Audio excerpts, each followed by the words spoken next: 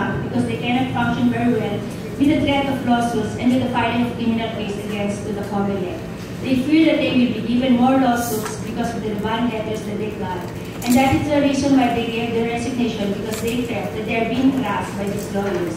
Almost every other day, the PTA receives demand letters from lawyers of the dream team. Dr. Flores also reported that COMELEC told her verbally that they would be willing to come back as members of COMELEC if the complainants would drop the case against them, as this is the most practical and best solution to the problem so that there will be an election. Her report was verified by Dr. Andy. So there was a question whether to accept the report of Dr. Flores having no written documents. So, Dean Arturo De Leon, can we summon the minutes of the board meeting? I think it was confided to the office of the president, and the president verbally stated before the board decided. Because the board, a limited time in the absence of the COMELEC, I presume we cannot inaudible. We just summoned the minutes of the meeting. What month, Dr. Leti Santos? 10th regular meeting. Dr. Fernandez, Madam Chair, to save time, Madam Chair, because I heard the explanation of the President. What is stated in the minutes of the same board are the same words that the President has stated right now. Yan din po ang nakaregister sa minutes. So I think it's a time consuming if we summon the minutes again.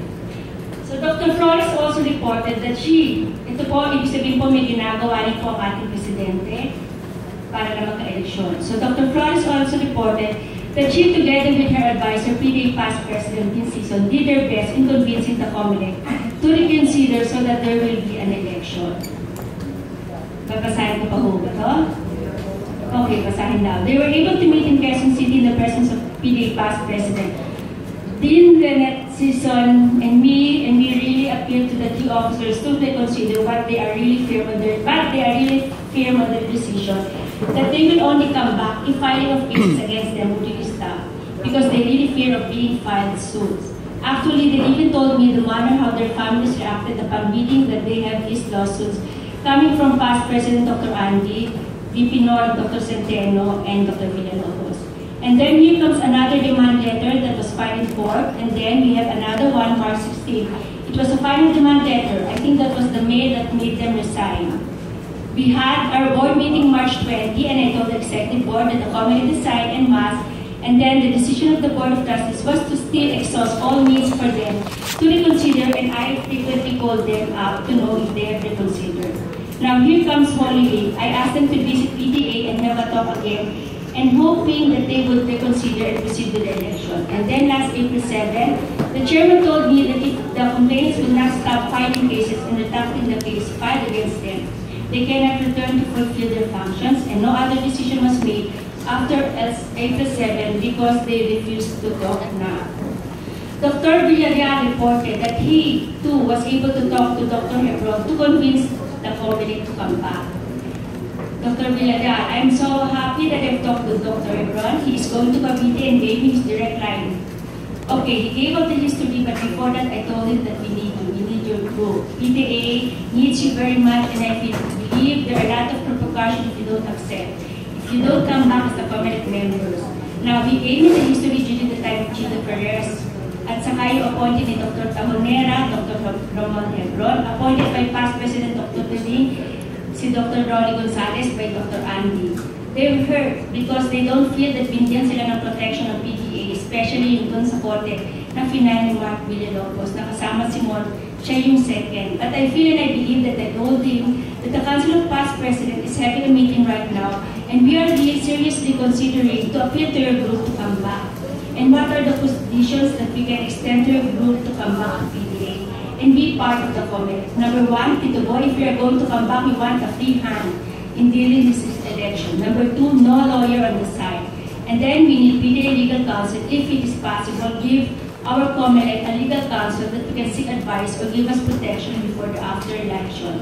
And number one, I believe that the executive board to give the inclusion of the council that we will have a resolution for us COMELEC to give us immunity from legal suit. And then, if this can be approved by the Board of Trustees or the Executive Board, I will discuss this with the two members of the COMELEC.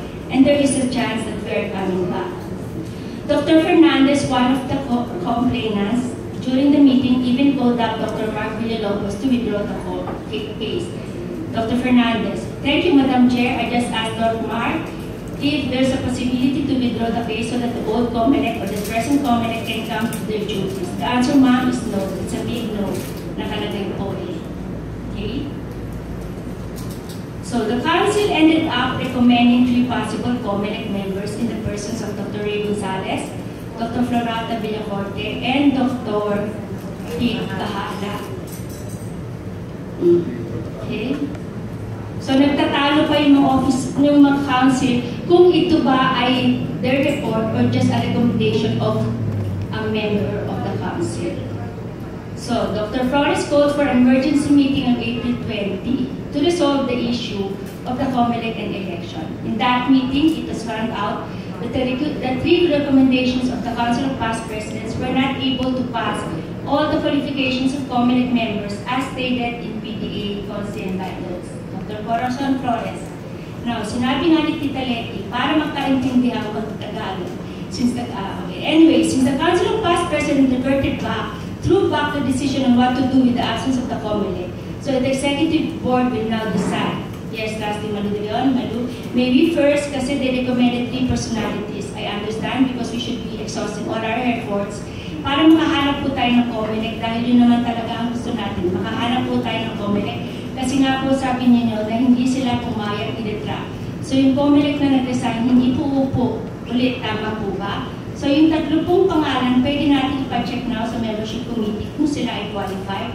Is that all? Yes. And kung yun po, kung qualified muna bago natin sila maimbita maging COMELEC. So according to Dr. Flores, summarize na lang? Okay. First, I called up Dr. Ray Gonzalez. He's not saying daw yes or no, but yes condition, walang no suit. So,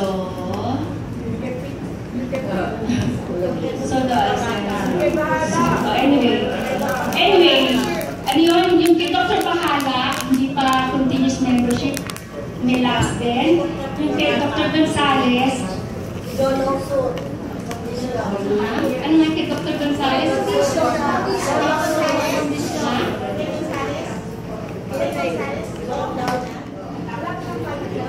In 5 years. Okay. So it's mere issue. So Dr. Taulera clarified the recommendation of the Council past Presidents. Let me read this. Thank you, Madam Chair. After hearing the justification, may added recipe. Ay, hindi. Parang sinasabi niya, hindi naman sa wala kaming ginawa. Sabi ni Dr. Taulera, parang binalik lang namin sa boy. Huwag naman sabihin na walang ginawa. Pero yun nga, nag-recommend daw sila ng 3. Okay? So in that meeting, there was an extensive discussion and debate whether to bend the rules of the PDA-CBN just so there will be an election or not. All the 15 members of the Executive Committee, including Dr. Maris Centeno, Dr. Max Magallanes, said they are not willing to bend the rules. Dr. Flores, are you willing? Dr. Manny, are you willing to bend the rule? No, it depends po situation, ma'am. Please answer yes or no. Are you willing to bend the rule? No. Dr. Elmer Cuevas, sinabi ko na po kanina, hindi ako kapalit dun sa doktor. Pangit ang hindi tamang daan. Sundan natin na yung batas. Sundin natin ang Constitution. Yun po ang sa akin. I will not bend the rule. VP Leo, gusto ko ulitin na meron pong proseso ang pag-appoint ng COMELEC. Yun po ay kailangan ng House confirmation. And meron po tayong sinusunod na CBN, kaya dapat sundin po natin. I will definitely not bend the rules. Ang recommendation pa rin ng past presidents is to bend the rules. Okay? For COMELEC lang naman. Trustee Magallanes, Madam Chair, I will follow my mandate as an elected officer, and that is always to uphold the CBN. Dr. Peng, Madam Chair, I will stand by the provisions of the CBN and not bend the rules. Hence, after a long discussion, the board considered the following provisions in the PDA, CBN and COMELEC rules and made a resolution. Ito po yung sabi sa CBN. The new COMELEC should first be confirmed by the House of Delegates. The COMELEC must have submitted its rules 60 days before the election. The COMELEC should have submitted the official list of candidates before the Executive Board prior to election. When they resigned, there was still no official list of candidates. So I think ito importante ito yung resolution, basahin, di ba po? Okay. Board resolution explaining the holding in abeyance the conduct of election during the May 20 to 15 PDA annual session as a consequence of events that resulted in the en masse resignation of the COMELEC unless a new COMELEC will be appointed by the President, approved by the Executive Board, and confirmed by the House of Delegates. Sa CBL po natin, ang COMELEC shall be appointed by the President. Whereas the PDA President received a letter of resignation of the COMELEC Chair, the first and second member on March 12. Whereas the reason cited in the resignation of the COMELEC was due to criminal case filed by Dr. Maine Villalobos with complainants Dr. Fernando Fernandez, Emmanuel Centeno, and filed by Dr. Mark Villalobos, main complainant, Dr. Fernando Fernandez, and VP Emmanuel Centeno as co-complainant. Whereas as confided by the COMELEC, the major reasons that compelled them to make a very difficult decision are the following. The COMELEC wants to maintain its capacity to operate and decide pertinent matters objectively, but persistent and coercive and due pressure exerted upon them hinders otherwise. These include, among others, the unnecessary legal action. It is also the desire of the COMELEC to render a shield of protection. Whereas the President pleaded with the COMELEC to stay on, but their condition to retain is if the lawsuit will be withdrawn. Whereas the President and the Executive Board requested the complainants to withdraw the case once turned down. Whereas sa article ganyan, President shall appoint the third member before February during his term or any vacancy in the cabinet within 30 days and upon approval of the board and confirmation of the House of Delegates. Whereas the President sent out invitations within the 30-day period, 30 plus qualified delegates to accept the challenge, but all turned down the invitation when informed of the lawsuit. Thus, the President will continue to seek possible COMELEC appointees, exhausting all means up until such time that there will be an acceptance by qualified delegates to said position, will immediately convene the Executive Board to take the necessary action in appointing and approving said appointments and submit said appointees for confirmation by the House of Delegates during the first session of the House of Delegates during the 106 PDA annual convention. Whereas the Council states that the Council shall be the consultative body of the Council and of the Association on matters involving the Code of Ethics and other matters relative to the interests of PDA and make recommendations to the Board of Trustees. A meeting of the Council of PDA called in April 2015 to help resolve the crisis. In the recognition of three names, Dr. Bahala, last payment, PDA membership in 2009, which automatically makes him not qualified.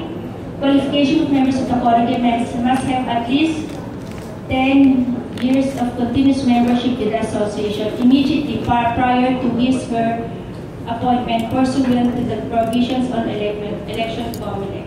Past COMELEC chairs Dr. Reynaldo Gonzalez, Chairman COMELEC Chair 2012, and Dr. Villacorte, Chairman Chair 2013, were also found as not qualified due to COMELEC elections rules and regulations. The COMELEC members who have served a full 3-year term cannot be reappointed to another full term until the next 5 years from the date of last appointment. The Council of PDA Presidents reiterated the request to main complainant Dr. Mark Villalobos as to the co-complainants Dr. Fernandez, Dr. Centeno to withdraw the case filed against COMELEC et al. But was also turned down. Whereas the same COMELEC rules, all appointments will be subject to the confirmation of PTA House of Delegates. Okay. Importante na lang po ang babasahin ko. Whereas, article on COMELEC, third shall be a COMELEC, an independent body. Whereas,